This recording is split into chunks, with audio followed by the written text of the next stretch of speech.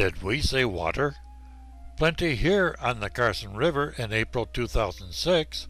A very wet winter resulted in a heavy runoff and release from a major project featured in the museum, the Lahontan Dam and Reservoir of the Newlands Project of 1911, an outgrowth of the National Reclamation Act of 1902. The project, named after Senator Francis G. Newlands, who championed it, actually had its beginnings in 1903 with the construction of the Derby Dam on the Truckee River and a series of irrigation canals throughout the areas of Fernley and Fallon, the Lahontan Valley. In 1906, when the first irrigation started, there were 106 ranches with 674 people. With the completion of the Lahontan Dam in 1914, agriculture really took off. This water gauge, or automatic stage register, was installed in the Carson River just below the dam. By recording changes in water elevation at that point, by mathematical calculation, it would be able to determine how much water, in cubic feet per second, was being released from the dam at any given time, printing the records on tape. The gauge would be protected by a metal cover with a circular window. Protection from what? Check out the graffiti on the cover, shown here on the left.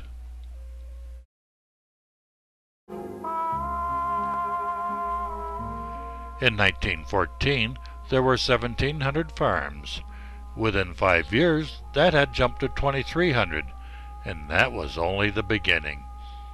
There were orchards, potatoes, celery, lettuce, and melons, but the main crop was, and is today, alfalfa and dairy farms.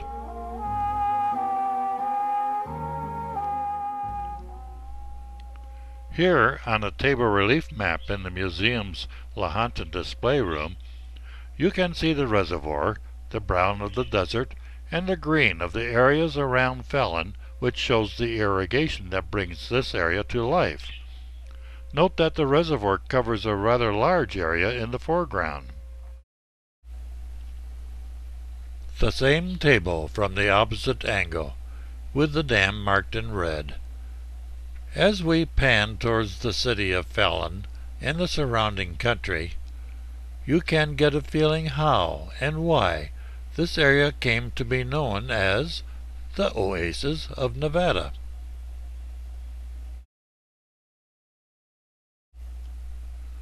A wall display of an early photograph of the dam includes a monitor with a video detailing the story of the Newlands project.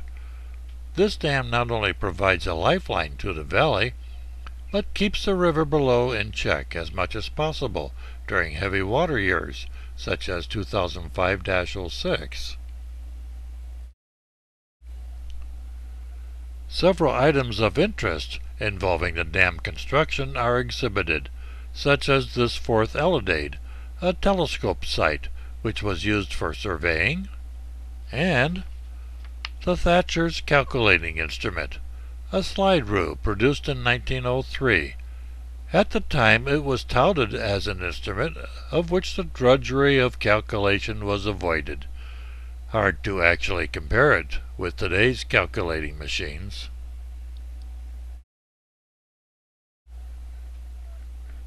Then again, the actual machinery used to build the dam would be considered primitive by today's standards, such as the Kelly Springfield steamroller. But obviously, using these instruments and machinery, the job got done.